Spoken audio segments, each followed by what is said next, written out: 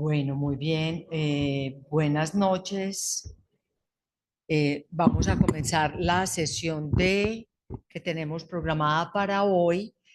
Vamos a continuar con el trabajo sobre el silencio, específicamente el silencio como presencia del analista, y me voy a guiar con la conferencia de Colette Soler que les propuse para que trabajáramos.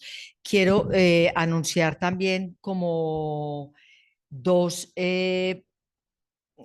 hacia dónde va nuestro trabajo en el próximo mes.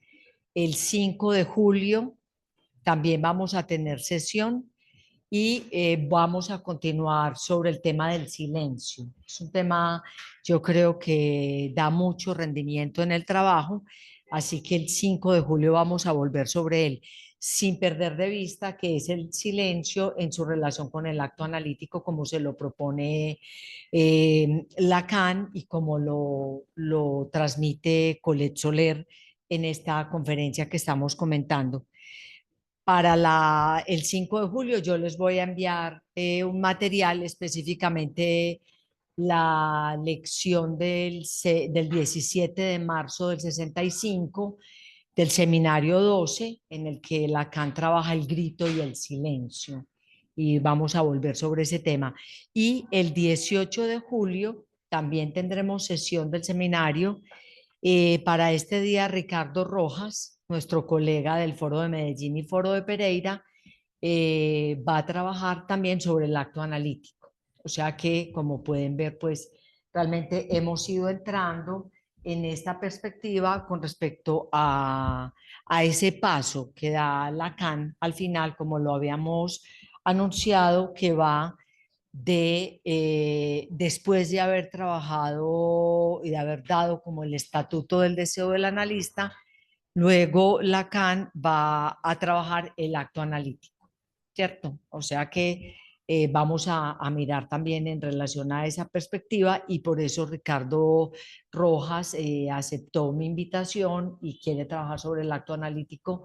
Pues aclaro también además porque es el seminario con el que, o sea, no es sí es el seminario que Colette está dictando en este momento, ya terminó el miércoles de la semana pasada, y es un comentario casi línea a línea, como dice ella, de la reseña sobre el seminario del acto analítico que comentamos la vez pasada, que les leí algunos párrafos de la reseña para extraer de ahí esa indicación de Lacan, el hacerse producir del analista. Bueno, muy bien. Voy a comenzar, entonces, bueno, tenemos esas dos perspectivas, esto de la introducción del acto analítico y específicamente pues la relación al silencio.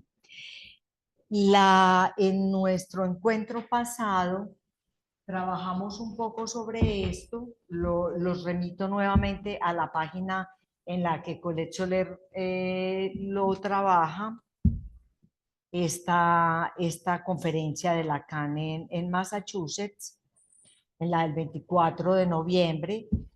Entonces, a los que tienen el libro, lo remito específicamente en la página 59, en donde ella muestra, lo podemos leer nuevamente porque lo leímos la vez pasada, es como el resumen del trayecto que hace en la conferencia, que lo vamos a hacer ahorita línea por línea también un poco. Dice, para resumir, el decir silencioso del analista y su lugar de objeto, que lo encontramos así precisamente. Discúlpenme, lo voy esto impide que se vea la imagen allá, no.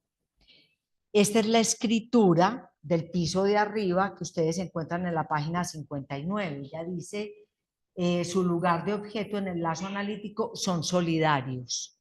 Es decir, que la función del silencio y el lugar de objeto, de hacerse producir como objeto, son solidarios de la posición del analista.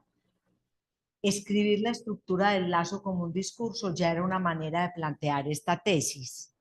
dice ella, pero, o sea, una cosa es tenerlo como el discurso analítico y otra cosa es esta escritura que Lacan va a hacer, y es que el piso de arriba del discurso analítico tenemos el A en el lugar del semblante y el sujeto en el lugar del otro, en el lugar del que trabaja, pero allí en ese esquema que hace Lacan en Massachusetts va a poner allí el silencio. Y lo traje directamente, también se los puedo hacer llegar en Massachusetts el 2 de diciembre.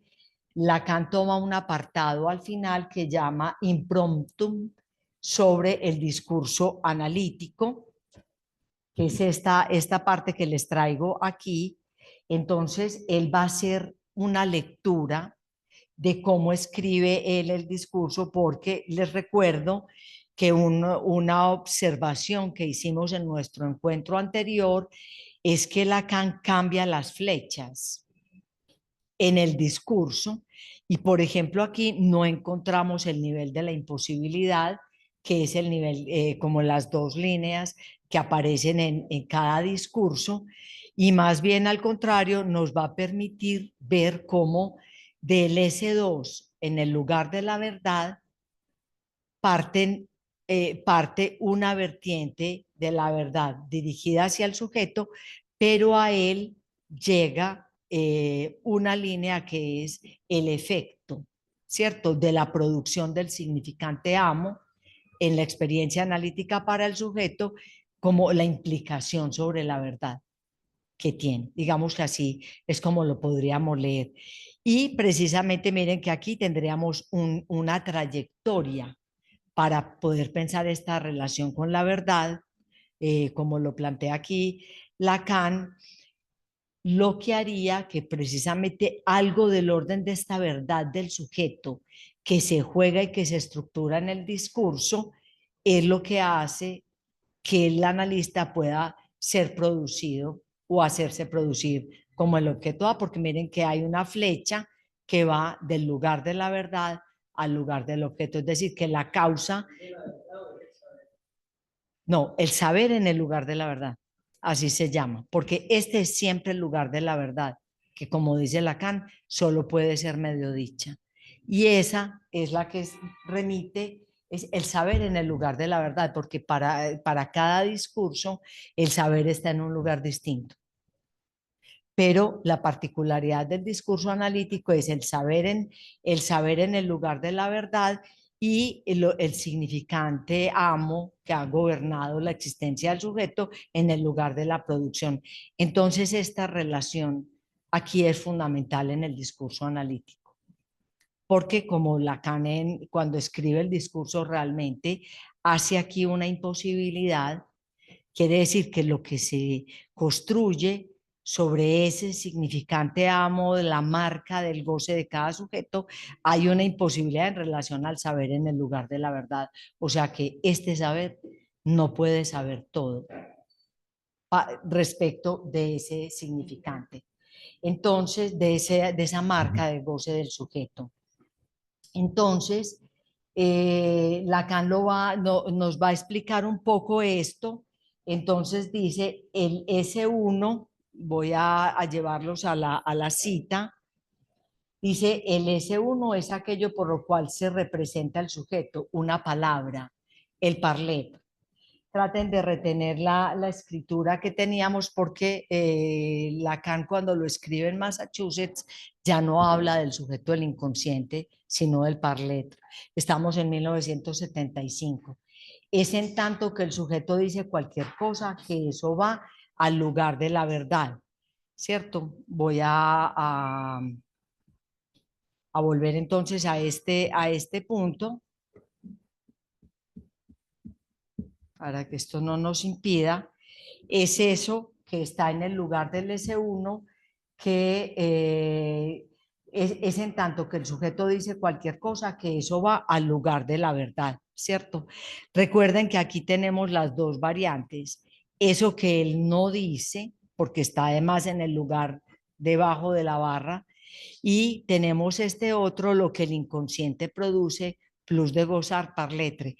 Algo de eso es lo que va al lugar de la verdad. El analista es encarnado por un semblante de A. Lo hemos trabajado mucho sobre esto. Es en suma producido por el decir de la verdad. ¿Cierto? ¿Entienden? Me parece que era necesario porque esta parte no la alcanzamos a desarrollar la vez pasada y es que estamos acostumbrados a decir que el agente en el discurso analítico es el analista en el lugar del semblante del objeto, pero Lacan está diciendo aquí precisamente el analista es encarnado por un semblante de A, es en suma producido por el decir de la verdad, tal como se produce en la relación S1-S2. El analista es de alguna manera una caída de este decir y en tanto que tal hace semblante de comprender entre comillas y es en eso que interviene en el nivel inconsciente. Bueno, él va a escribir la fórmula, de esta manera. Bueno, no. Sí. El analista es de alguna manera una caída de este decir y en tanto que él hace semblante y en tanto tal hace semblante de comprender y es en eso que interviene en el nivel del inconsciente. Entonces volvamos a este esquema, ¿cierto? En donde tenemos precisamente la relación S1-S2A. Es decir, que él puede intervenir en el lugar del inconsciente es gracias a que él ha sido producido como ese objeto. Luego dice, la verdad está caracterizada por el hecho de este S2, es decir, de este saber. En el analista no dice más que palabras. Aquel que es supuesto saber algo es el analista, pura suposición desde luego. Es decir, que esta suposición de saber es la que sostiene el lugar del analista, pura suposición. Recuerden que la instauración de la transferencia por esa vía es la de la instauración de un sujeto supuesto saber. Este S2, lo que el analista es supuesto saber, nunca es completamente dicho, ¿cierto? Y aquí me parece que por eso él lo va a situar en el lugar de la verdad imposible de ser dicha toda, de medio decir. Es por este discurso analítico que yo hice la distinción entre lo que es un enunciado y una especie de medio decir, ¿cierto? Él deja el enunciado en el piso de arriba, en la primera escritura que hace, y el lugar del medio decir en el lugar de la verdad. Bueno, es en tanto, estoy comentando el texto de Massachusetts, entonces dice, es en tanto que el analista es ese semblante de desecho, voy a quitar otra vez esto, lo voy a poner tal vez acá, es en tanto que el analista es ese semblante de desecho, que interviene en el nivel del sujeto, o sea, es en tanto que él es esto que puede intervenir en relación al sujeto. Y no olvidemos que lo que viene diciendo es que es por esta relación de este S1 que implica al S2 en el lugar de la verdad que puede ser el analista situado como objeto A. Porque lo vuelvo a traer porque al final de la última sesión que no alcanzamos a leer esta parte de Lacan, lo que nos encontramos es que en esta escritura Lacan no mantiene tal cual las flechas que sostiene en la escritura del discurso analítico, por ejemplo, en el seminario 17. Entonces, es por eso que interviene en el nivel del sujeto, es decir, de lo que está condicionado, que sería este lugar del sujeto. Bueno, dejo hasta ahí el comentario respecto del texto de Massachusetts, en el que Lacan avanza un poquito en relación a eso. Hay un texto, otro de Colette Soler, que también lo tenemos acá en el foro que se llama Retorno a la función de la palabra, en el que Colette, en un apartado que se llama La estrategia del silencio, vuelve sobre esa escritura de Lacan en Massachusetts. Entonces va a tomar, ¿cierto? Porque, digamos, la novedad que Lacan aporta en este punto es que ahí va a situar el silencio. Es el punto, pues, por el cual vamos a continuar avanzando hoy con la conferencia de Colette. Pero entonces, mientras tanto, voy a leerles un poquito el comentario que ella hace en la página 118, si lo quieren anotar y luego revisar en el del retorno a la función de la palabra. Ella dice, bueno, cuando Lacan escribe este discurso analítico en los Estados Unidos y cuando pone al analista en el lugar del objeto A como agente del discurso, la tesis no es nueva, se conoce desde 1970. Sin embargo, añade a ese lugar la palabra silencio. La estrategia analítica sería la del silencio. Este silencio designa la abstención de la palabra. Retengamos este porque hay otras maneras que vamos a extraer ahora. Esta notación interpela tanto más que él acaba de insistir fuertemente sobre el hecho de que el analista a su analizante debe decirle algo. Es algo sobre lo que vamos a volver la próxima vez porque vamos a integrar un elemento que sería como algo que implica, más allá del silencio, es el partener que tiene la oportunidad de responder. O sea, que está el silencio, pero hay que pensar un poco más respecto de esto. Por ahora nos vamos a mantener en relación con el silencio. Entonces, en la página 120 del mismo texto dice, por supuesto, no, este silencio escrito al lado de la A no designa solamente la elisión del fantasma de un analista dócil al de su partener analizante. Su silencio va más allá de esta docilidad. Presentifica el silencio estructural del punto de falla donde el significante no responde más a la pregunta del sujeto, porque no solo no inscribe la relación, la proporción sexual, sino que también el objeto indecible, que no es más allí que la caída. Bueno, eso son unos pequeños comentarios que ella hace en su lectura de esta conferencia de Lacan en Massachusetts. Ya en la página 128 eh, habla sobre por qué la estrategia del silencio, dice, el decir silencioso de la interpretación no es un silencio de indiferencia, sino un silencio operatorio.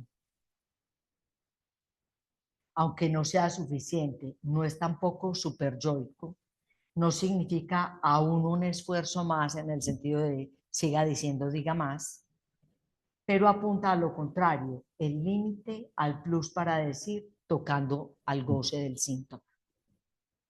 Tenemos pues allí, me parece que otra indicación precisa de la argumentación pues del silencio.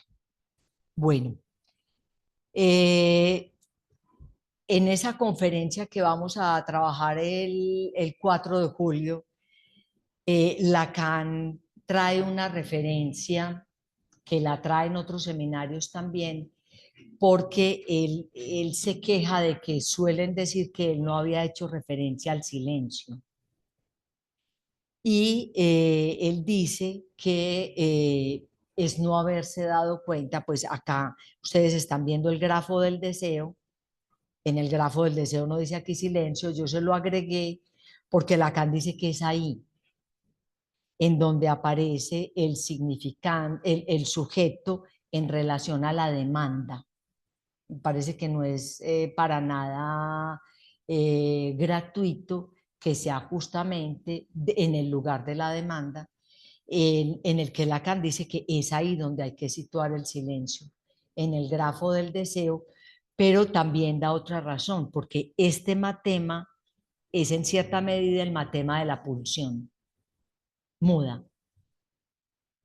Entonces, esto que acabamos de comentar nos implicaría, con ese comentario de Lacan, este piso de arriba del grafo del deseo.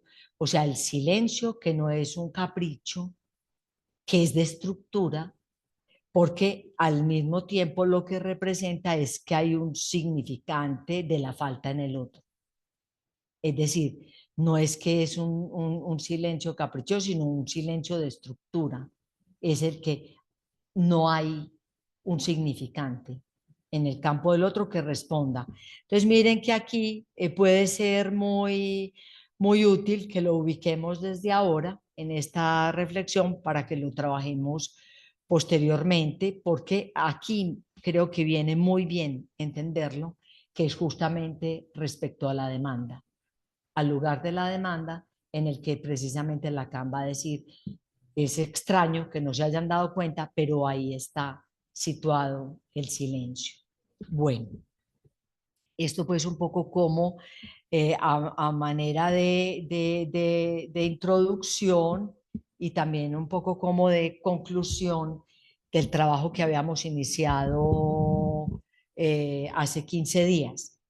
Ahora, vayamos ya sí formalmente a la conferencia del 24 de noviembre y quiero remitir nuevamente a lo que ella nos viene planteando con respecto a este movimiento que produce Lacan, porque digamos teníamos primero, ella dice que cuando Lacan introduce la noción de acto analítico, o sea, cuando introduce el acto analítico, ¿cierto? Lo introduce para agregar a dos consideraciones que teníamos previamente. Espérenme que es que esta barra es un poco acá. Ella había había dos términos para designar la función del analista. Esto lo dice ella en la página 54. Entonces dice, teníamos dos términos para definir la función del analista, el deseo del analista y la escucha y la interpretación. Dice, en cierta medida sería la escucha interpretativa.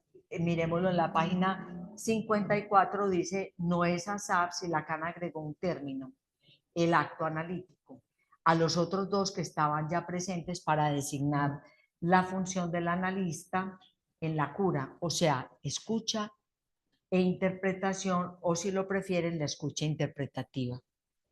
El acto no extrae un rasgo sobre la función interpretativa, porque el analista interviene necesariamente a nivel de la verdad. Creo que es precisamente lo que han podido ver, no sé si lo copiaron, si lo transcribieron, el esquema que él hace en Massachusetts, pero es muy importante ese lugar y la flecha que va del lugar de la verdad al lugar del objeto A en relación a la escritura del discurso analítico.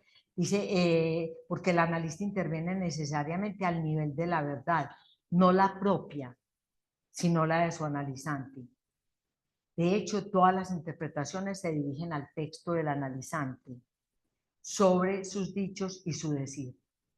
El acto, que por eso los tomé aquí un poquito como para que vayamos viendo cómo nos vamos a mover, el acto añade otra dimensión, la de una causa que no se reduce a la causalidad significante. Es un término muy, ella dice realmente que en el acto no hay nada del orden de la causalidad significante y es por eso que Lacan ahí situó silencio. Es decir, que el silencio, vamos a situarlo con una característica, está articulado a lo real, ¿cierto? Es decir, que la interpretación inclusive, porque Colette hace una diferencia que se puede leer con un poco más de detenimiento, pero ella piensa que en el tiempo en el que estaba ordenada la función del analista en relación a la escucha y la interpretación y al deseo del analista, hay algo del orden del deseo como deseo del otro, que en todo caso se juega en esa noción de deseo. Y eso tiene una implicación, que la interpretación es una interpretación que está marcada en relación a lo que apunta al desciframiento, a la producción de la verdad, a la producción del sentido, etcétera. Pero que el acto analítico es en donde ella va a mostrar esta diferencia de Lacan. En este último tiempo es extranjero a toda vertiente del significante, ¿cierto? O sea que en ese sentido el silencio no es la abstención de los significantes. El silencio por definición es extranjero a la cadena significante. Por eso me parece que también puede ser interesante que lo sitúe en el grafo del deseo en el lugar de la pulsión muda. Entonces, leo en la página 54, el acto se reduce a el acto añade otra dimensión, la de una causa que no se reduce a la causalidad significante. Se reduce tan poquito a eso, a la causalidad significante, que él la designa por un término muy extraño para toda intrusión significante. Dos puntos, silencio. En el acto el analista no piensa, sino que el acto conlleva el decir silencioso,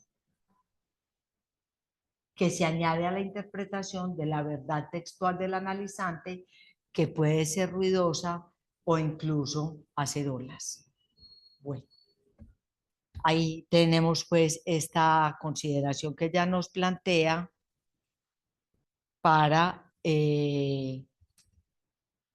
situar la relación que como lo leímos ahora, es solidario el silencio del analista con su lugar de objeto A. Es lo que Lacan escribe, pues realmente, cómo lo escribe con esa variación en Massachusetts. Ahora,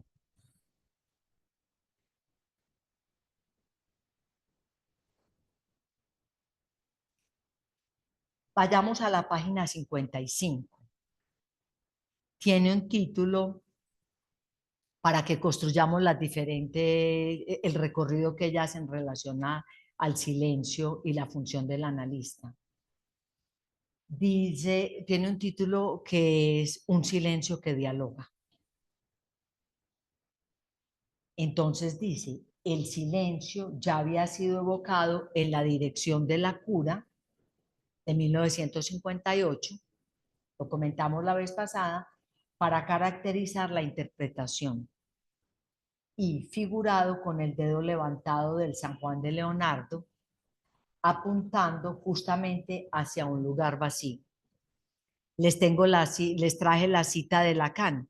En la parte quinta de La dirección de la cura, él dice, ¿a qué silencio debe obligarse ahora el analista para sacar por encima de ese pantano el dedo levantado del San Juan de Leonardo, para que la interpretación recobre el horizonte deshabitado del ser donde debe desplegarse su virtud alusiva? Que es una pregunta que se formula Lacan en relación a la dirección, en la dirección de la cura, en relación a la interpretación también y a la posición del analista. Y lo traigo pues precisamente, Colette Soler lo evoca porque no es 75 en Massachusetts donde Lacan le va a atribuir muy específicamente esta función al analista, sino que ya es algo que está presente en la concepción de Lacan de la interpretación. Y entonces la pregunta la repito, ¿a qué silencio debe obligarse ahora el analista para sacar por encima de ese pantano? Creo que no hay duda que se habla del pantano del sentido, el dedo levantado del San Juan de Leonardo para que la interpretación recobre el horizonte deshabitado del ser, es decir, la falla estructural del ser, donde debe desplegarse la virtud alusiva de la interpretación. La semana entrante voy a trabajar un poquito más en relación a esta dimensión algunas dimensiones de la interpretación propuestas por Lacan en relación con este tema. Es decir, que no es la interpretación de sentido, no es la interpretación que dice o que revela la verdad del sujeto, sino que esta dimensión alusiva, después vamos a ver cómo la llama un poco a côté, es decir, de lado, que es tangencial. Y ella tiene varias referencias a Leturdi. Yo espero pues que en nuestro próximo encuentro poder avanzar en relación a eso, a una interpretación que efectivamente es una interpretación que concierne lo real. Y yo les propondría que interpretemos o que leamos ese horizonte deshabitado del ser como una concepción de lo real, del sujeto, de Lacan en el 58.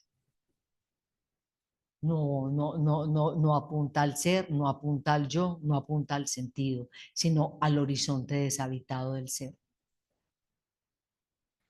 Eh, bueno, entonces sigámoslo. Ella dice apuntando justamente hacia un lugar vacío, sigo en la página 55, escrito por el significante del otro tachado. Recuerden cómo lo vimos en el grafo hace un momentico. Evidentemente, todo silencio no es un decir. Hay silencios de silencios, ¿no? Hay silencios que simplemente puntúan los dichos y también hay silencios de ausencia. Pero el silencio del analista es un silencio de presencia. Ese es el punto que es esencial. Lacan hace una diferencia que me parece muy interesante en esa conferencia, en la lección del 17 de marzo del 65. Él dice, el callarse no es el silencio. O sea, quedarse callado no remite al silencio como la función del analista. Dice, Plauto dirá en alguna parte a los auditores que la ambición de todos y cada uno de los que quiere hacer escuchar es presten atención, hagan silencio. Y él dice que eso es diferente a decir cállense. O sea, es un silencio que implica un presten atención, ¿no? Que es un poco una evocación que él también trae a lo que significaba la atención flotante en Freud.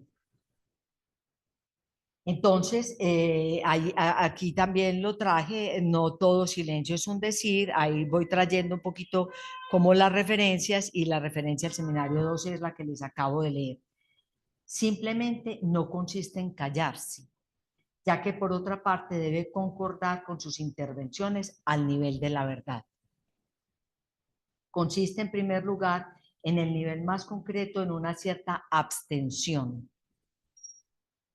Y miremos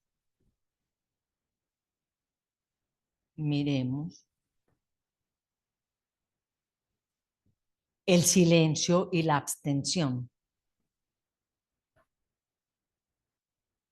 Aunque me parece que es importante que tengamos presente que más adelante ella va a decir no es simplemente una abstención, o sea, es una abstención de opción. O sea, hay una elección del analista respecto de esto. Dice, consiste en primer lugar en el nivel más concreto en una cierta abstención, o sea, es silenciar su propia persona, digamos, lo resumamos las diferentes variantes en esa perspectiva. Ella dice, consiste en primer lugar en el nivel más concreto en una cierta abstención a no poner su propia subjetividad y sus pliegues personales en la dirección de la cura. Identificación y empatía son sobre este plano malas consejeras. Es el sentido de la comprensión, ¿cierto? También que Lacan objeta, porque comprender es ponerse en los zapatos del otro, ¿cierto? Es tratar de entender el sufrimiento del otro desde mi propia subjetividad. Malas consejeras serían seguir ese camino.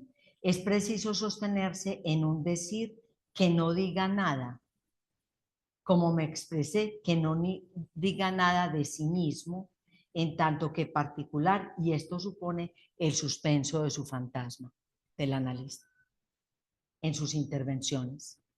Y también el suspenso de toda posición de autoridad con respecto a, también lo tienen aquí, lo traje en esta presentación, a las posiciones políticas, a las posiciones familiares, a la posición sexual del sujeto. Ella agrega además, no es un amo, no es un coach, ni un consejero. También ella nos remite a que el término que precedió a Lacan en la enseñanza de Freud es el término de neutralidad. Lo que quiere decir que evidentemente está muy lejos de interpretar con su propio inconsciente, que saben que es una de las concepciones que aportaron los postfreudianos, ¿cierto? Es decir, de inconsciente a inconsciente. Y hay toda una réplica, toda una objeción realmente al término de contratransferencia, es decir, que el analista interpreta desde los afectos o desde su posición fantasmática, tal y como ellos pueden ser suscitados por el paciente. Encontrarán pues en estas conferencias que tiene Colette en este seminario toda una crítica a por qué no es la contratransferencia. O sea, que ese silencio y esa abstención finalmente lo que pretenden es abstenerse de su propia subjetividad por la vertiente del síntoma, por la vertiente fantasmática, por la vertiente de sus propios afectos, etcétera. Creo que lo hemos dicho de muchas maneras porque eso no se le escapó a Freud de ninguna manera. Es decir, casi que si uno diría que realmente Freud da consejos al que está iniciando su trabajo como analista, son esos los que Freud le indica. Sin embargo, en la página 56 dice, hay un matiz. Si está asegurado que el analista se debe someter a la verdad analizante, dice, es un ABC, ese es el principio, o sea, hacerse producir como objeto A es también una manera de decir que él debe ser dócil, hacerse producir, significa una docilidad en relación a la verdad del analizante, dice, es verdad también que no todos tienen las mismas, la expresión que ella dice es aptitud o talento, pero no se derivan del fantasma de cada uno, no se derivan del síntoma, pues tampoco de cada uno, y ella pues se hace unas preguntas en relación a esto, las voy a leer en la página 56. Dice, no todos tienen la misma aptitud, voy a decir el mismo talento para asistir al parto de la verdad del otro, para hacer subir al estrado una verdad que no sea la suya. ¿De dónde viene esa diferencia? Capacidad, capacidad desigual de adivinación, relación diferencia al texto, según sea más o menos letrado, narcisismo del goce más o menos consistente, varias preguntas. Es difícil decir, pero hay que suponer que lo real más opaco del ser del analista juega allí su papel, así como siempre se juega de manera misteriosa el estilo de cada uno. Cuando ella dice, porque en el párrafo que sigue dice, el silencio simplemente no es de abstención, sino de opción. Creo que es un margen de elegibilidad del lado del analista, pero que no la elige, no es una elección yoica, ¿cierto? Digámoslo así. Vamos a mirar allí cómo lo dice, pero quiero hacer un comentario breve sobre el párrafo inmediatamente anterior en el que ella hace la referencia, entonces pregunta, ¿es una aptitud, es una habilidad, es un talento? Ahorita hablábamos un poquito antes de empezar que Freud dice, ¿de dónde saca el pobre diablo las habilidades necesarias para ejercer como analista? Es siempre una pregunta, ¿entienden? Me parece que es siempre una pregunta, que no hay una respuesta, una, pero cuando Lacan se pregunta por la transmisibilidad del psicoanálisis, él dice el psicoanálisis es intransmisible. Es decir, que no hay una vía por la cual el psicoanálisis se transmita de un sujeto a otro. Dice, lo que es pesado en eso es que es necesario que cada uno lo invente. Así entendería yo algo de lo que tiene que ver precisamente con el estilo y con la opción. Es decir, que la relación de cada analista con el psicoanálisis, que no tiene camino ni por la vía de la identificación, lo hemos discutido también, de la identificación al analista, como lo pensaron los post-freudianos, que el analista nos lo dijo Lacan muy bien en la nota italiana, que también ya pasamos por allí, no existe, hay del analista, pero el analista en cuanto tal no existe, queda la opción de esa que Lacan propone aquí, que tiene que ver con la invención. Es me parece además interesante porque lo discutíamos también, no es por la vía de los seminarios y del estudiar mucho y el aprender mucho que se adquiere algo de esta posición, más bien que tiene que ver con lo que en el final del análisis, lo que se ha podido producir en el final del análisis, que Lacan lo llama el desecho, que es justamente lo que va a situar en el lugar del silencio en el discurso analítico, en esa conferencia que hemos estado comentando. Ese es el punto de lo singular, de la posición de cada analista. Y a eso singular del estilo, Lacan dice el estilo es el hombre, y el estilo sería la marca singular de cada uno. Eh, a eso habría que agregarle el hacerse producir como objeto A de el analizante. Y me parece que lo leímos cuando comentamos el libro de la práctica de Lacan contada por sus analizantes, en que ellos destacaban justamente la docilidad de Lacan, en la singularidad para ubicarse en cada caso de manera particular.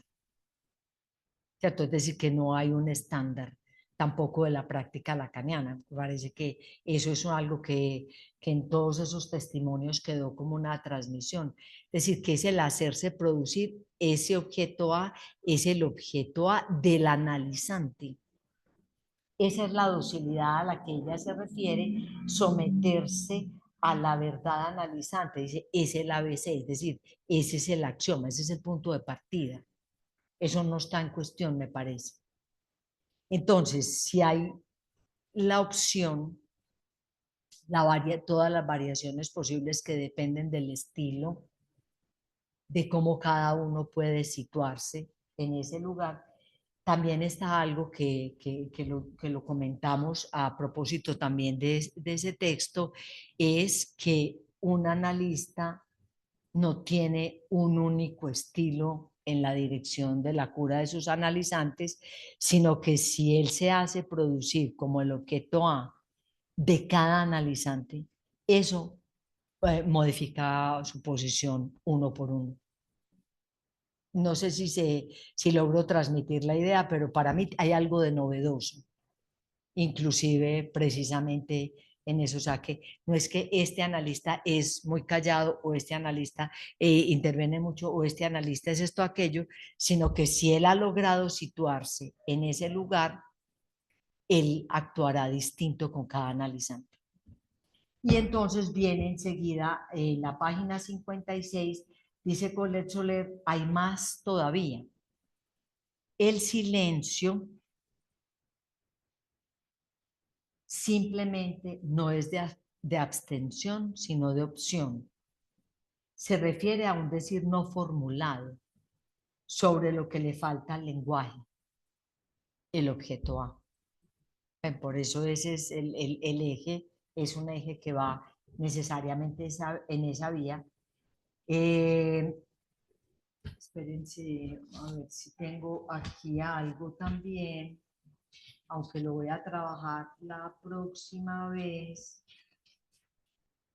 No lo tengo como subrayado para no perder el tiempo, porque Lacan en esa conferencia, que como les digo, me parece que es muy interesante, aunque es del 65, hace esa referencia a el objeto A.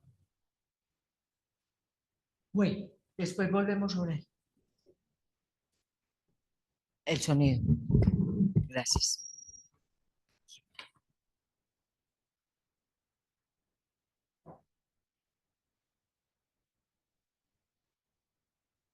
Bueno, no voy a dejar, no voy a perder acá mucho tiempo, lo traigo la próxima vez, pero en realidad es casi simplemente lo que voy a hacer era buscar la cita textual de Lacan en la que hace referencia a eh, sobre lo que falta al lenguaje que él llama el objeto A. De hecho, el trabajo que vamos a hacer la próxima vez, vamos a hacer un trabajo que trae Lacan en esta lección, en la del 17 de marzo del 65 del seminario 12, que es sobre el grito. Y él va a hacer el grito y el silencio. Y él va a introducir allí un comentario sobre la pintura de Munch, que se llama El grito. Bueno, es muy interesante. Luego vamos sobre él. Entonces, este no habla, el objeto A, perdón, no habla, no tiene significante, pero hace hablar, desde luego. Pero justamente porque equivale a un menos uno. El silencio del analista, que no aprueba ni condena, dialoga con el cotorreo solitario del sujeto analizante.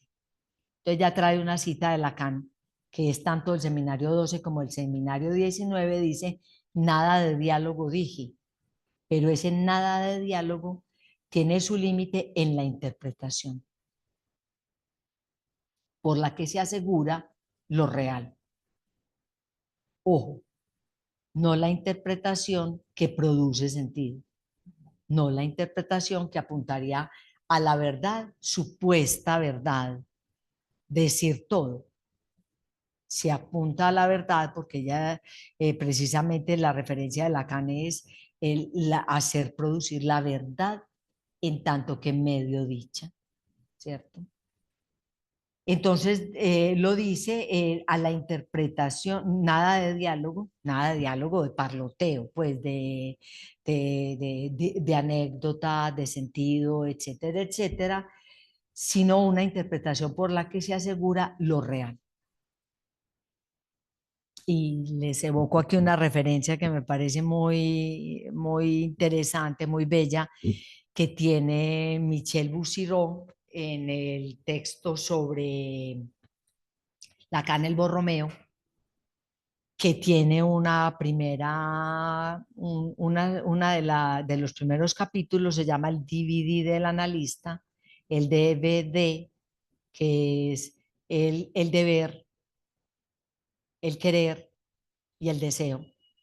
Es como se leerían esas tres, y habla precisamente de aquello de lo que el analista debe abstenerse, y lo llama el analista melómano, o sea, el que se entusiasma oyendo todos los relatos y los relatos, él mismo buscando, la verdad, melómano, él lo hace un juego en francés con melodía, melodía, melodía, que sería como el medio dicho de la verdad, pero lo llama el analista melómano, el que se encarreta por la vertiente del diálogo y por la vertiente del sentido, etcétera.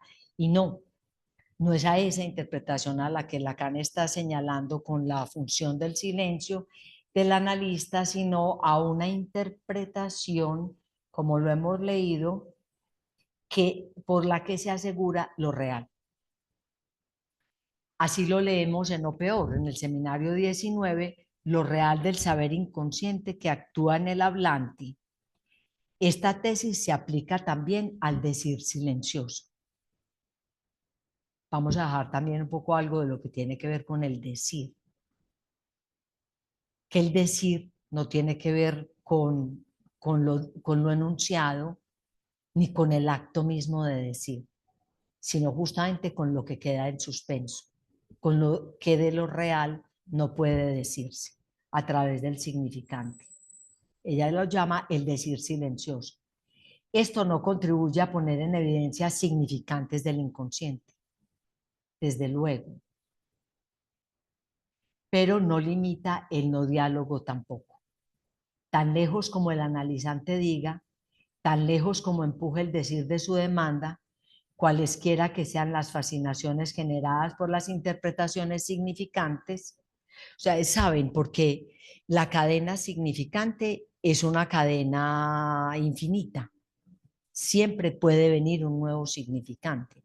Es por eso que Lacan objeta la interpretación por la vía del significante, porque justamente la interpretación que apunta a lo real, para la cual sitúa el asunto del silencio del analista, es una interpretación que va hacia lo real y, como lo decíamos ahora, extranjera a la cadena significante.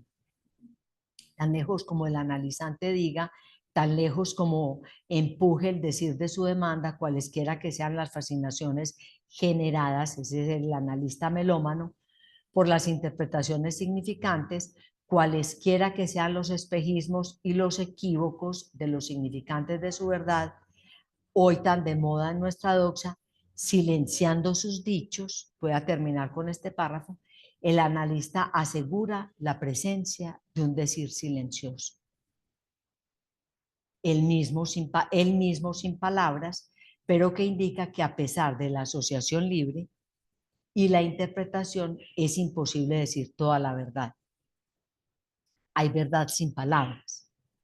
Miren qué interesante.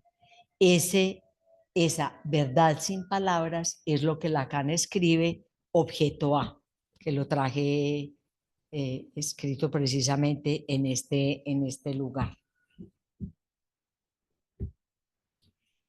Terminemos con esta última referencia, pues traje pues como todo una serie de definiciones en relación al silencio del analista. Ella dice, este silencio tiene por lo tanto una función transferencial crucial. Marca el límite o el espejismo de la hipótesis transferencial. El decir silencioso del analista y su lugar de objeto en el lazo analítico son solidarios. Entonces, terminemos esa referencia al párrafo anterior. Ella dice, la interpretación significante revelaba significantes que decimos que son del inconsciente, que no representan el sujeto, saber sin sujeto. Pero el decir silencioso presentifica otra cosa, justamente lo que le falta a ese saber para ser un todo saber absoluto. Dicho en otras palabras, el objeto que agujerea. Bueno,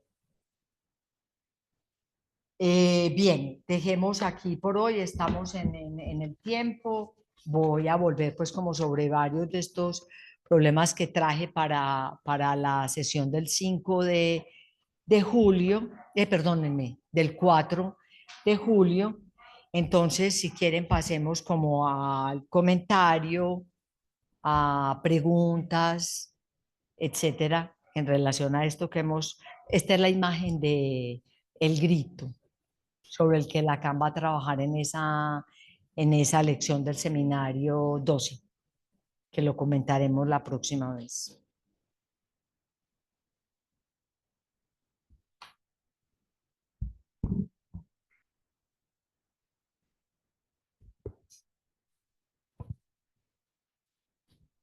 Aquí parece ser que hay alguien en el chat que ha dicho.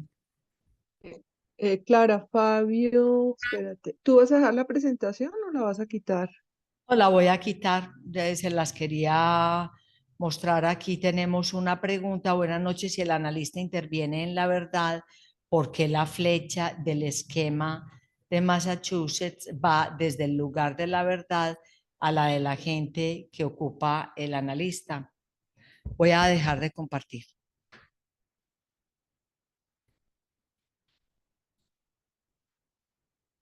Yo creo que primero tengo que quitar esto de acá.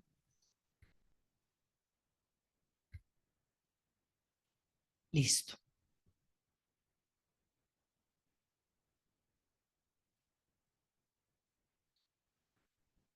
Bueno, empecemos por esa pregunta que pensé que había logrado como exponer, pero me parece interesante porque si la pregunta persiste es porque no fue clara la exposición. En ese esquema que como lo vimos, no traje como un grafo con el discurso analítico, en ese esquema es Lacan el que propone precisamente que, será que lo vuelvo y lo presento, que me parece que nunca sobra volverlo a leer, volverlo a mirar. em, Porque, digamos, lo que yo podría decir es que es un circuito, ¿cierto? Lacan allí sitúa un circuito que, a ver, dice, es desde su lugar, como semblante del objeto A, que puede incidir sobre el sujeto, ¿cierto? Que esa incidencia sobre el sujeto produce lo que Lacan llama aquí el plus de gozar, el que a su vez va directamente, tiene implicaciones con la verdad del sujeto, pero una verdad que solo puede medio decirse. En todo caso, que siempre estará en el lugar de lo reprimido. Por eso, aunque ahí está el S2, este lugar es el lugar de la verdad. Por eso dice medio decir de la verdad. Por mucho que él cambie los otros términos, ese nunca lo va a cambiar.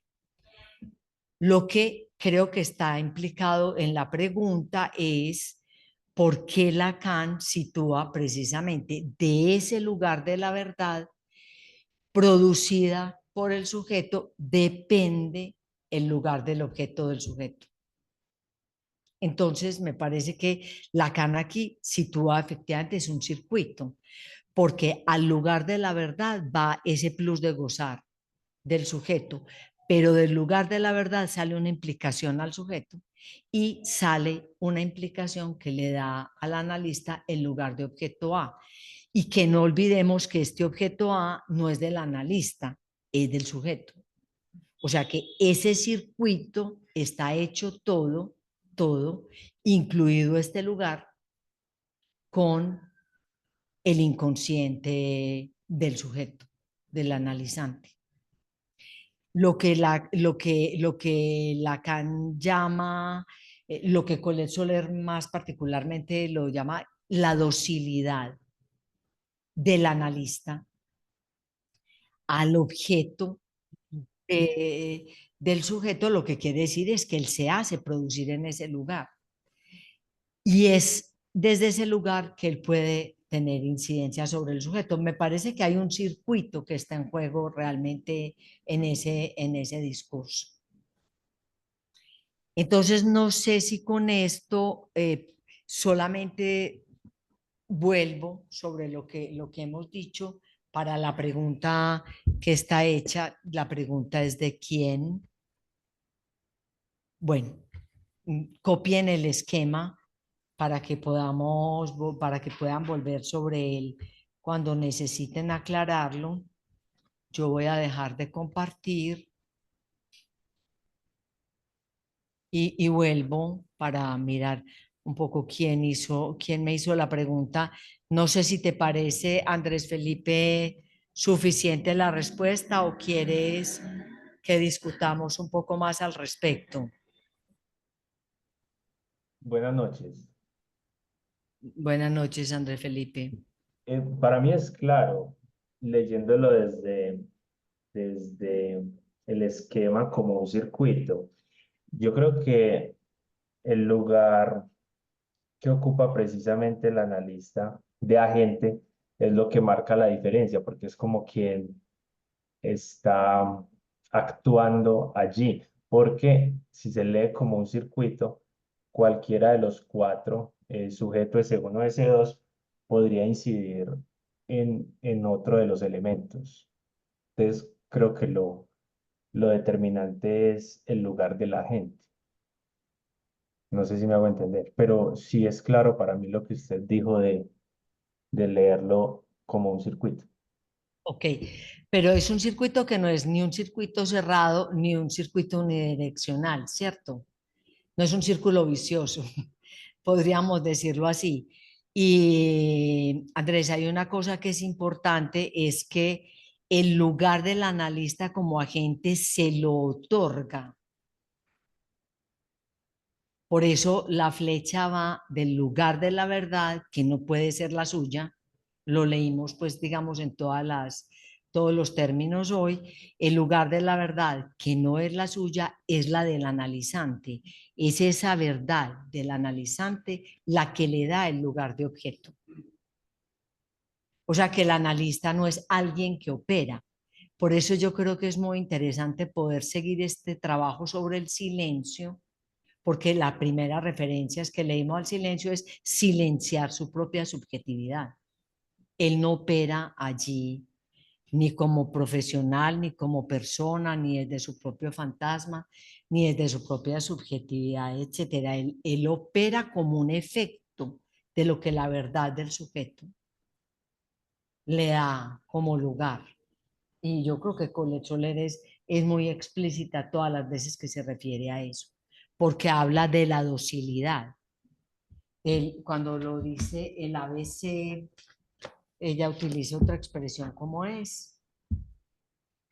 Dice someterse, ¿cierto? Someterse a la verdad analizante. Así yo leería la flecha que va del S2 en el lugar de la verdad al objeto A, el silencio, en el lugar de la gente. Bueno, entonces sería en esa vía, Andrés. Tenemos otras, yo no sé, entre Fabio y Ramiro, ¿quién levantaría la mano primero? Creo que fui yo. Adelante, pues, Fabio. Eh, bueno, Clara, muchas gracias por tu presentación. Em, Mira, yo quería hacerte una pregunta sobre, sobre cómo fue el proceso más de la investigación que hiciste o del trabajo de ubicar la cuestión del silencio en la enseñanza de Lacan, porque yo estoy haciendo ese trabajo también y lo que me he encontrado es que o sea, que las referencias son muy, como que van en muchas direcciones, ¿sí? O sea, el silencio, como dice Eric Port, Eric Porsche creo que es el eco en el psicoanálisis, una cuestión así, dice la pluralidad que las funciones del silencio cumple, ¿sí? Es como que el silencio se articula a casi, yo diría, no sé, todos los conceptos en psicoanálisis, ¿no? Desde la pulsión hasta el goce, el inconsciente. Entonces, a mí me queda en esta investigación, y es mi pregunta, la idea de cómo hacer para ubicar esto con cierto sentido, y digo con cierto sentido pensando en que el sentido justamente, de alguna forma hay una fascinación por lo real y el sinsentido, y digamos, yo estoy pensando como estaría bueno, sería bueno pensar que hay sentidos que se podrían organizar también.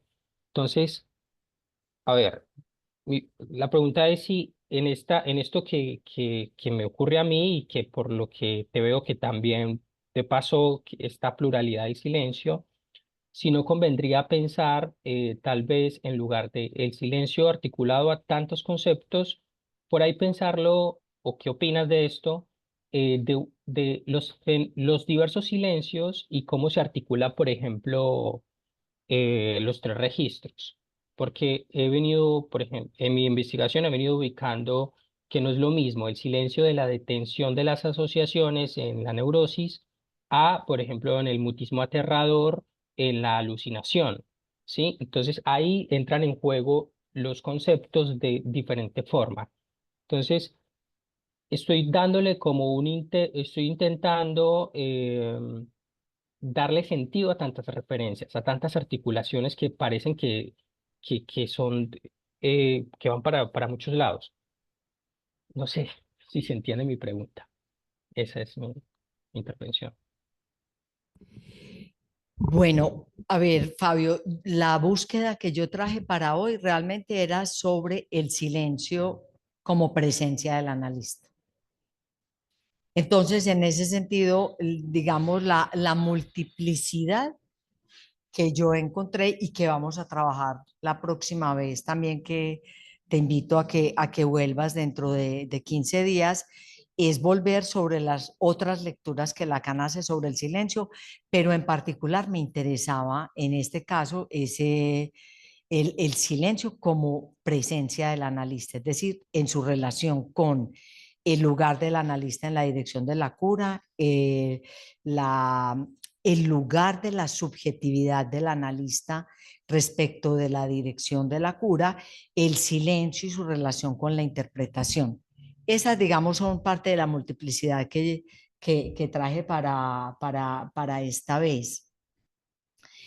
Em, pero yo no me esforzaría en ordenarlas en ninguna vertiente, ni en tratar de encontrar alguna que les dé sentido, porque yo creo que lo que el psicoanálisis nos enseña más bien es a soportar la diversidad, ¿cierto? Y digo soportar, porque digamos que la tendencia que tenemos es a ordenar un poco, a dar algo de lógica. Bueno, para hacer una exposición hay que poner algo de ordenamiento, pero tu investigación, que me parece que está abriendo vías muy valiosas, no la hagas con la aspiración ni de producir un sentido, sino todo lo contrario, de mostrar toda la riqueza que aparece, porque, por ejemplo, del que no trabajé hoy es el silencio del analizante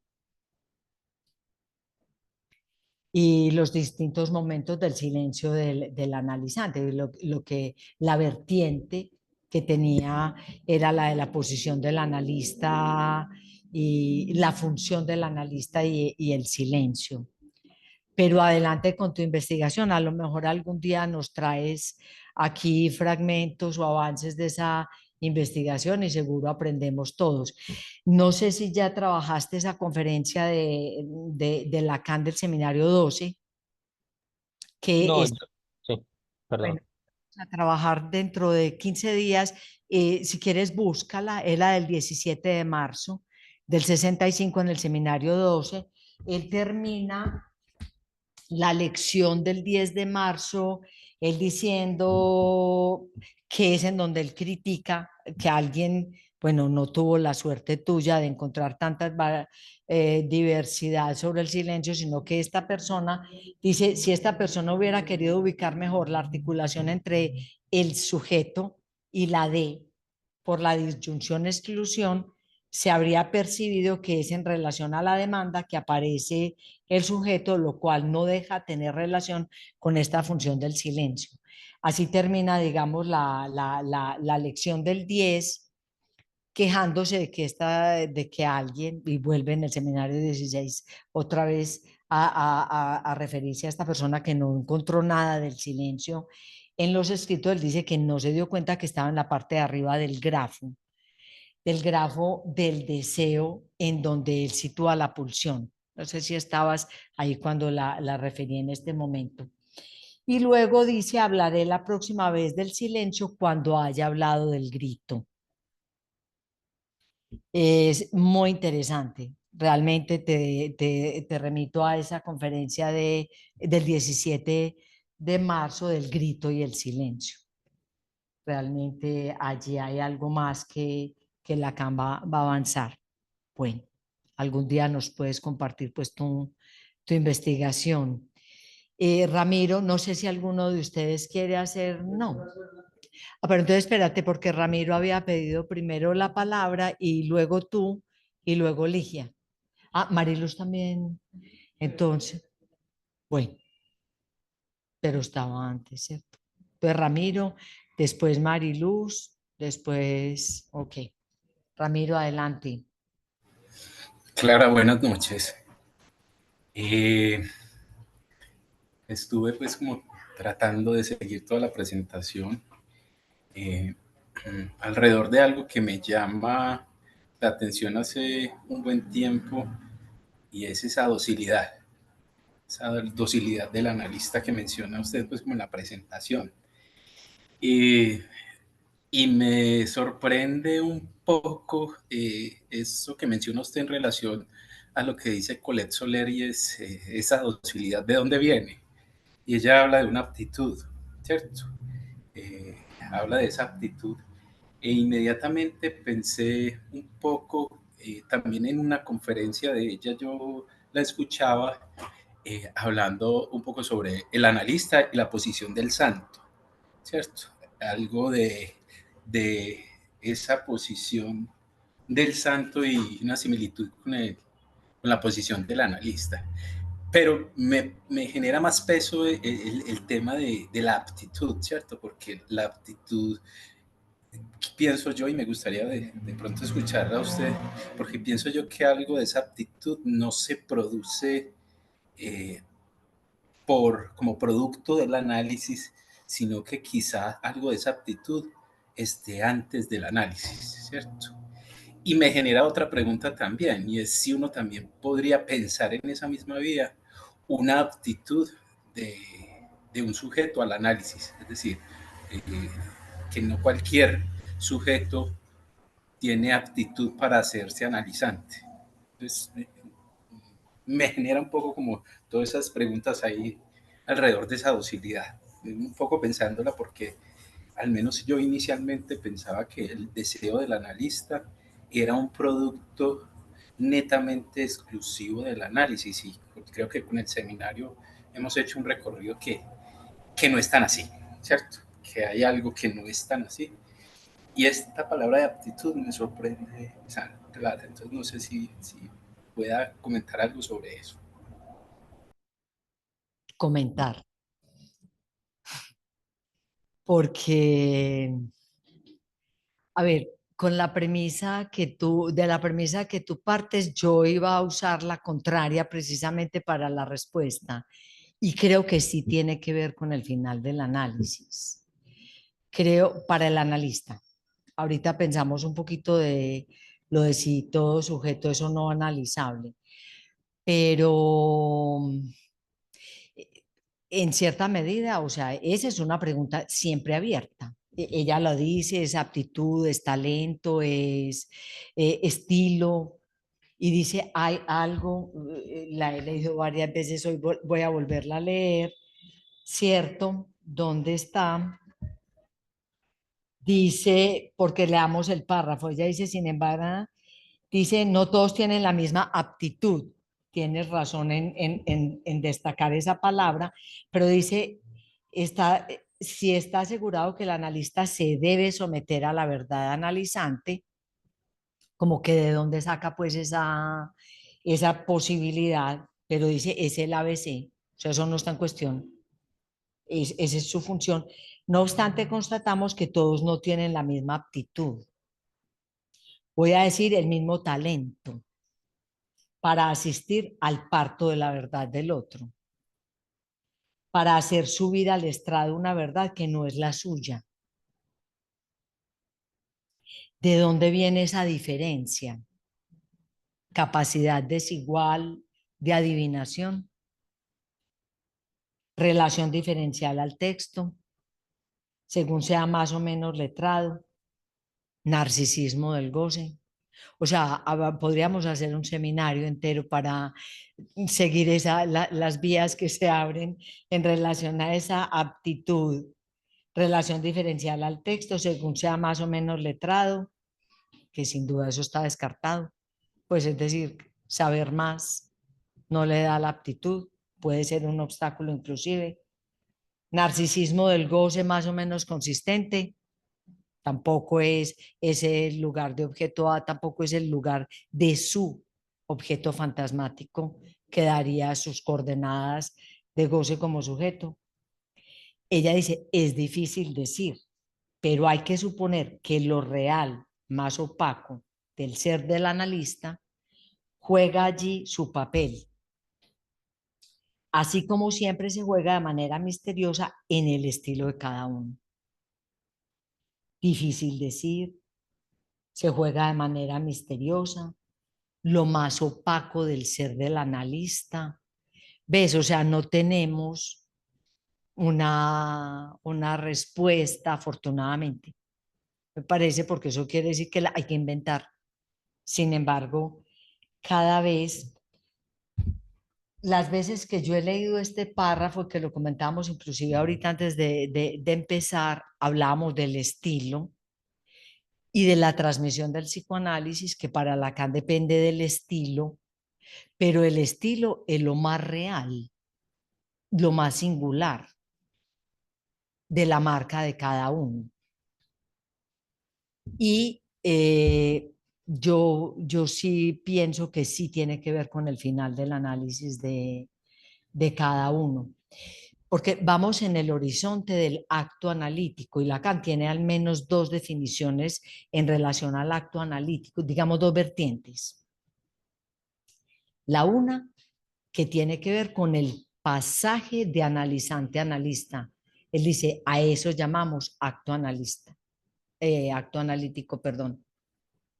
El pasaje de analizante a analista, o sea que en ese pasaje se juega como la lógica de lo singular, de ese enigma con el que cada uno podrá someterse, ser dócil a esto que le viene del otro y que le implica esa forma del silencio del que hablábamos, que es la abstención de sus propios fantasmas, de su propia subjetividad, que se espera que eso fue decantado en su análisis.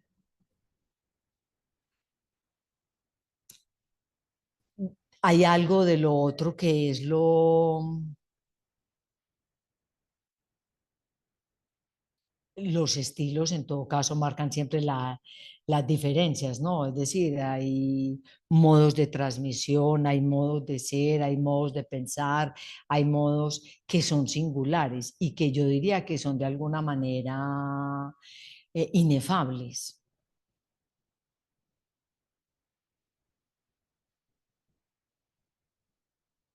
Bueno, Ramiro, tenemos un problema, pero yo creo que no hay mucho que se pueda decir realmente en relación a esas diferencias de dónde surgen.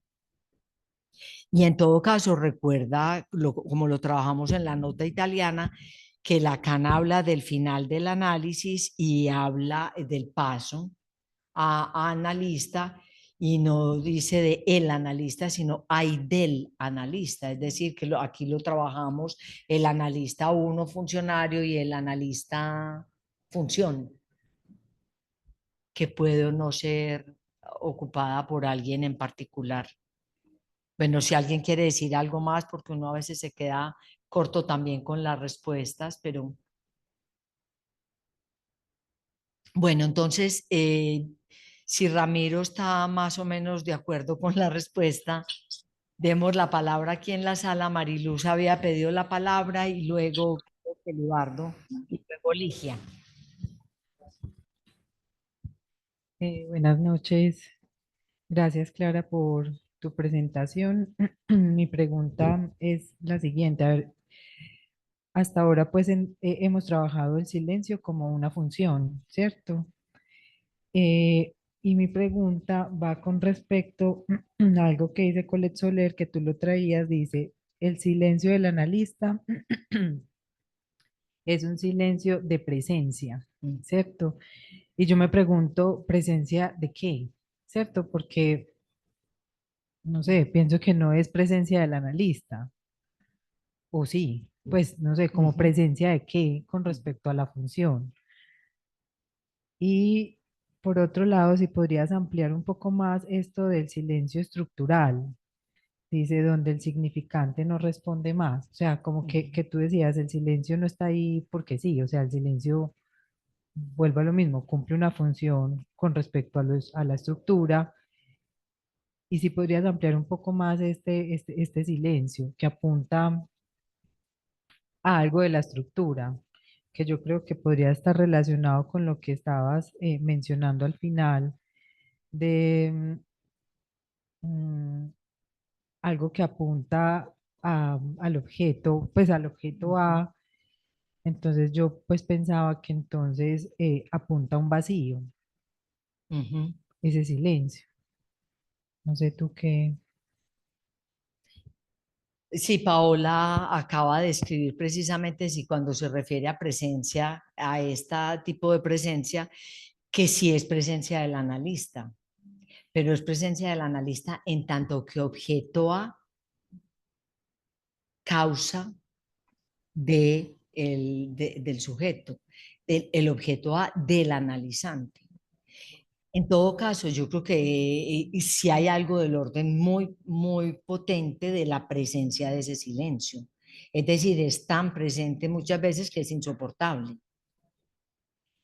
Por eso esperemos a trabajar esta relación entre el grito y el silencio, cómo Lacan va a trabajar eso, porque sí, es decir, a veces del analista lo más difícil de soportar es su silencio, que diga tonterías o que diga cosas más o menos acertadas o no, no es realmente lo que tiene valor de función de analista en un análisis, sino que ese silencio es insoportable muchas veces. Es un silencio que hace hablar, es un silencio que produce una división. Yo tenía por ahí en alguna parte una cita con la que termina Freud, lo siniestro, por ejemplo, y él se refiere al silencio que tiene una potencia que es evocar lo más infantil del sujeto. O sea, que esa presencia es una presencia que tiene como función evocar lo que de lo real del sujeto no ha pasado por la vía de los significantes. Yo lo entendería como de esa manera. Y siguiendo un poco el eco de lo que propone Paola en el chat, es algo, es hacer algo de esa presencia de ese objeto, que no es el del analista, es el del analizante. Y es en esa medida que Freud lo remite a lo siniestro como algo que conmociona, que hace hablar de lo más íntimo, lo más primitivo, lo más infantil de cada sujeto. Lacan lo va a retomar también en esa conferencia del seminario 12.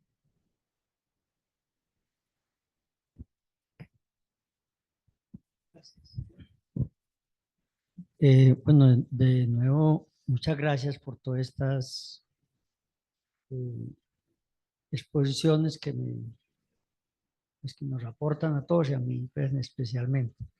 La pregunta mía es, eh, pues voy a tratar de condensarla. La pregunta es, entonces, el analista, o sea, se hace en cada paciente, en cada analizante. Es un analista distinto y se hace en cada analizante. Esa es la pregunta. Claro, mira que lo leímos y lo leámoslo todas las veces que sea necesario, cada vez en el acto, en la reseña del acto analítico que lo traje la vez pasada y que lo leí y lo comenté porque es parte de la afirmación que trae Colette Soler en esta conferencia. Dice hacerse producir. Y no sé si recuerdas que en ese momento yo escribí el discurso analítico, como lo tenemos escrito, un matema pues en 2D, que a la hora de la verdad, con todo lo que lo hemos movilizado, no dice tanto en su primera escritura, es el objeto A en el lugar del semblante, la flecha que va dirigida al sujeto. Eso, en mi concepto, hoy en día es demasiado pobre después de todas las vueltas que le hemos dado a este hacerse producir como el objeto A del analizante. Entonces, cuando lo hice, pues lo repito como mentalmente en este momento, puse una retroacción del sujeto al A para poder mostrar que la transferencia es vía la transferencia que, que ese objeto A semblante causa en el discurso analítico en realidad es retroactivamente producido vía la transferencia por el analizante. Eso es lo que hace que el analista sea uno distinto con cada analizante. Yo pensaría que lo que avanzamos con respecto a Yale, a Massachusetts, a esta conferencia que trajimos de Lacan, es que el hecho de que él sitúe de la flecha del lugar de la verdad del sujeto hacia el objeto A en el lugar del semblante muestra que efectivamente hacerse producir es el objeto A causa de la verdad solo medio dicha de cada analizante. Por eso me parece interesante. Si no lo copiaron, yo les mando las conferencias de esas conferencias de Lacan para que analicen ese esquema, porque, o sea, Colette Soler dice, en el 70 pues ya lo sabíamos, que el analista está en el lugar del objeto A semblante. Lo que había que aportarle era hacerse producir, para que quedara muy claro que él no hace semblante de cualquier objeto A, hace semblante en tanto que ha logrado vía la transferencia, es hacerse producir. Yo diría que ahí hay un acto, hacerse producir. Pero hasta ahí estamos en el 70, dice, pero en el 75, él pone ahí el lugar del silencio. O sea que tampoco revela por su lugar cuál es el objeto a causa del sujeto analizante. Es por eso que ahí es el silencio, para dejar que el circuito permita al sujeto apuntar a lo real, que era lo que decía también Mariluz en la pregunta. Y miren que desde siempre para Lacan la interpretación iba dirigida al horizonte deshabitado del ser, en donde no hay significante. Esa sería esa dimensión del silencio. Es decir, que hay un punto en el que hay un imposible de decir, que es un poco la paradoja interna de la asociación libre. Diga todo. pero ese diga todo lo que se le ocurra es realmente y Freud y Lacan nunca retrocedió frente a eso y dice, hay que enunciarla, la asociación libre hay que enunciarla, pero llevarla hasta el punto en que el sujeto mismo pueda palpar ese tope, que ahí no todo se puede decir, que hay una suerte de trampa, dígalo todo, no omita nada, pero lo que el sujeto realmente termina tocando al final es que ahí hay un indecible, que la cadena significante servirá de vehículo, pero que finalmente, por eso ella dice, ese silencio no es de la estructura significante. Ese es el límite, de que finalmente, porque todo el trabajo que se deriva del texto de Lacan de La Tolondra dicho, que Colette les dice que es el texto más estructurado, pero supremamente complejo, de Lacan sobre la interpretación, es eso, es apuntar a una interpretación que toque lo real, es decir, que modifique lo real, que produzca efectos de estructura, que modifique la relación del sujeto con el goce. Y esa vía no se alcanza por la vía de la interpretación de sentido. Entonces, está todas las definiciones que da Lacan de la interpretación en Le Tourdi, que son interpretación de lo real, que prescinde del significante. Entonces, nos muestra pues como todo lo que se va a derivar allí precisamente de esa vertiente de la interpretación que implica eso, es decir, palpar, y no crean que ese palpar el indecible necesita 10 años de análisis, ¿cierto? Freud tenía una pista que me parece muy bella que la saca del caso Dora, dice, siempre que a mis preguntas ella responde, no sé, eso me indica que estamos en el punto de la represión. Es decir, que estamos moviéndonos en el terreno de la represión, que ese no sé no es un no quiero decir, es un no poder saber. Bueno, entonces siguen Ligia y Jorge y Andrés Felipe y terminamos ahí.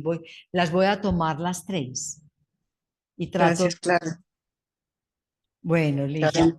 buenas noches. Clara, buenas noches a todos, pues. No, Clara, no, mira, lo primero era como en relación a lo que decía Mariluz, ¿no es cierto? Ella se preguntaba, ¿no es cierto? La silencio del analista es presencia de qué? Bueno, presencia del objeto A. Y en relación a esto, lo insoportable, ¿no es cierto? Lo que tú decías, porque mi comentario iba a que hay cosas insoportables, ¿no es cierto? Que se soporta más, digamos, cualquier cosa que diga, ¿no es cierto? A no decir nada, a soportar el silencio. Pero ya has dicho pues que en la próxima vamos a trabajar un poco más esto, ¿verdad? Lo que no se soporta del silencio, de esa presencia silenciosa del analista. Y lo otro en relación a lo que preguntaba Libardo. Clara, mira, sobre el objeto A, entonces me queda claro, yéndonos a la página 54, el primer párrafo, es que el objeto se hace producir como objeto en dos sentidos, ¿no es cierto? El hacerse, de hacerse producir, ¿no es cierto? Bueno, ya has aclarado mucho en la respuesta que le has dado, Libardo, esto del hacerse, de hacerse, o sea que el lugar de objeto A tiene las dos cosas, ¿verdad? El hacerse, de hacerse. Pero a mí me parece en este párrafo, no sé qué piensas tú o qué piensan los compañeros que están ahí pues presentes y los que estamos presencial, de esta última afirmación, ¿no es cierto? Que hace Colette Soler. La leo. Aún hace falta que se mantenga en ese lugar, ¿no es cierto? En ese lugar, el objeto que falta, es el objeto falta del paciente que lo produce. Aún hace falta que se mantenga en ese lugar. En el lugar falta el paciente. Así lo leo yo. Y sabemos bien que algunas observaciones intempestivas del analista pueden conllevar una ruptura del lazo, es decir, una caída salvaje del analista.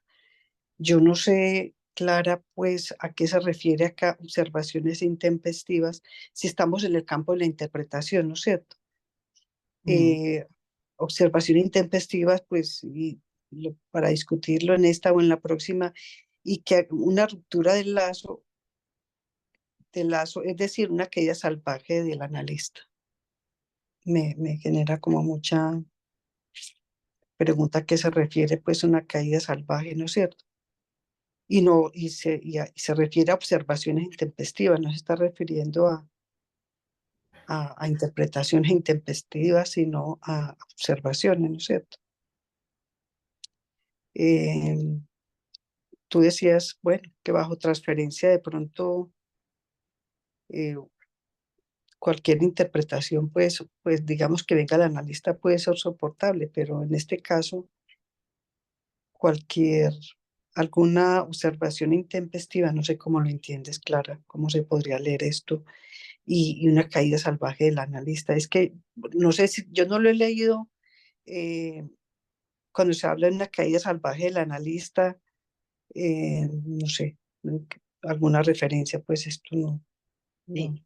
Espérame, podemos leer la palabra a Jorge y a Andrés y trato de responder porque me parece fundamental ese punto. Y tengo como una idea, tengo al menos un ejemplo un caso Ok, Clara, gracias. de Freud que nos ayuda a pensar eso.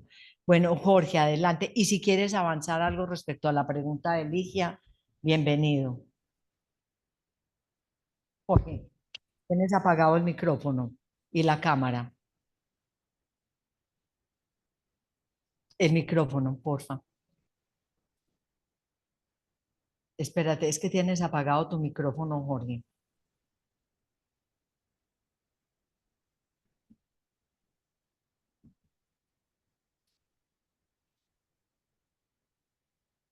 Algo pasa con Jorge que no lo podemos escuchar. Tiene muteado ahí. Ujú. Debe tener algún problema. Ahí Oh, ya, sí, ¿me oyen? Sí. Sí, Ahí me oyen. sí, Jorge, yo te escucho, no de los Bueno, compañeros. Clara, gracias por el trabajo. No te pude seguir mucho, muy detallado, pues porque venía en transporte, pero sí me enteré de las preguntas y de la discusión, y las preguntas me sugirieron dos comentarios. Sobre todo de este último que preguntó por la aptitud. Ujú. Y yo creo que la función del no todo nos señala, lo primero, que no todo el que hace un análisis se vuelve un analista. Es decir, no todo el que llega al final del análisis se vuelve analista. Yo creo que en eso no tenemos mayor discusión. Pero nos podemos preguntar si aquel que hizo un análisis y le advino el deseo del analista no tiene una actitud previa.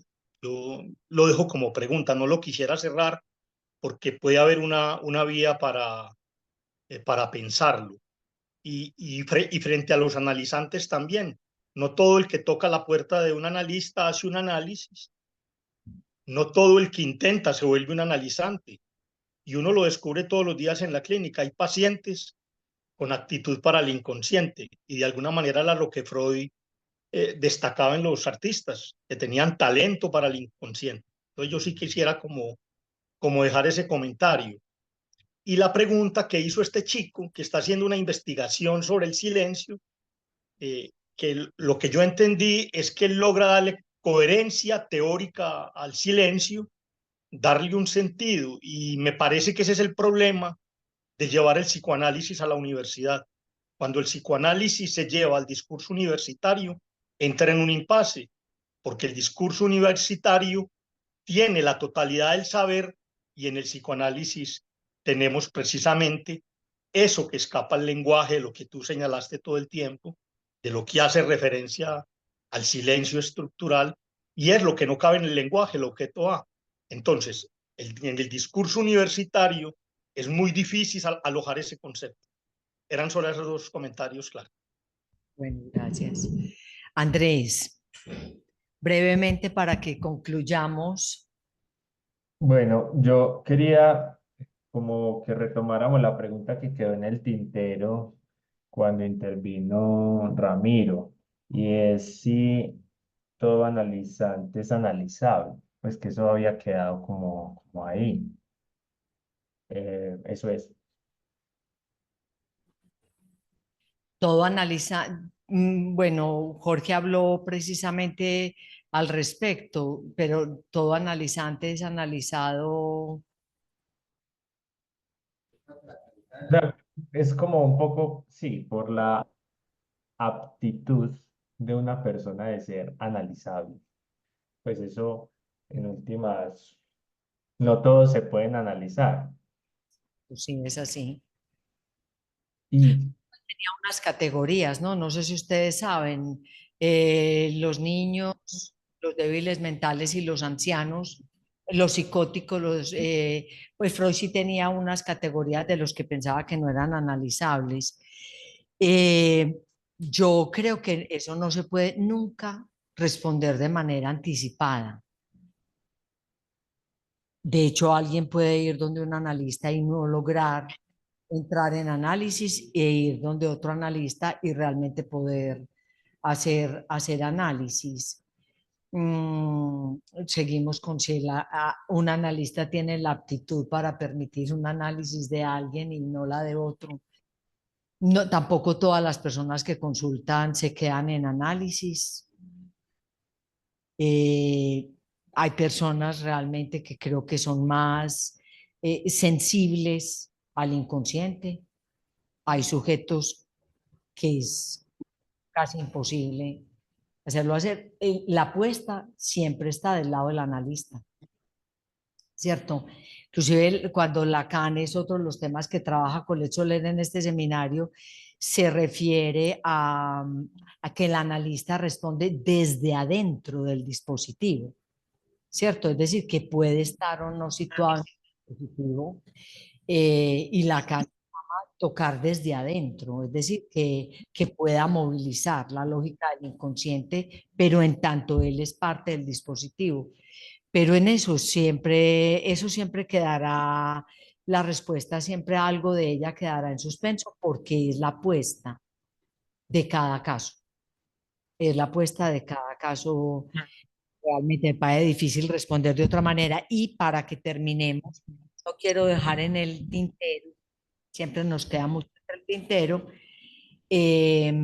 la pregunta de Ligia. Ligia, me evocaste en relación a esta intervención salvaje, a esta intervención intempestiva del analista que produce la caída salvaje del analista como sujeto supuesto saber, me evocaste lo que pasó con Dora. Precisamente, Freud produce una intervención y que él se sitúa en una interpretación de sentido, él se sitúa en la serie de los hombres para Dora y Dora se va. Y cuando dice que es una caída salvaje del analista, es porque el analista va a caer de manera programada, como el efecto mismo del análisis, de todas maneras va a caer, pero una cosa es una caída programada porque el discurso analítico necesariamente lleva a eso, la institución del sujeto supuesto saber en la entrada, pero la necesaria caída del analista de ese lugar al final del análisis, por una caída salvaje quiere decir eso. Es decir, Dora abandona a Freud. Y Freud lo dice después, al final del caso, él muestra en dónde él se equivocó, en dónde él hizo una interpretación que produjo eso, la salida de Dora del análisis. Pero Lacan es muy agudo porque Lacan lee esa caída de Freud, que es muy optimista, se situó en la serie de los hombres de Dora, a través de un rasgo unario que es el humo del cigarrillo, y ella le dice eso no es, y se va. Pero Freud dice ella suspende el análisis Freud pone una resistencia del lado de Dora y Lacan dice, no, ella se va para preservar el análisis. Es decir, ella se va para señalar en Freud el error de juicio cuando él mismo se sitúa en ese lugar de la transferencia, pero Lacan dice se va para preservar el análisis, es decir, para proteger su propia relación con el inconsciente. Bueno, nos vemos el 5 de julio, que tengan una buena noche y muchas Claro. Léete esa parte final del caso Dora Ligia, Sí, claramente. que a partir de tu pregunta. Gracias. Muchas Chao. gracias.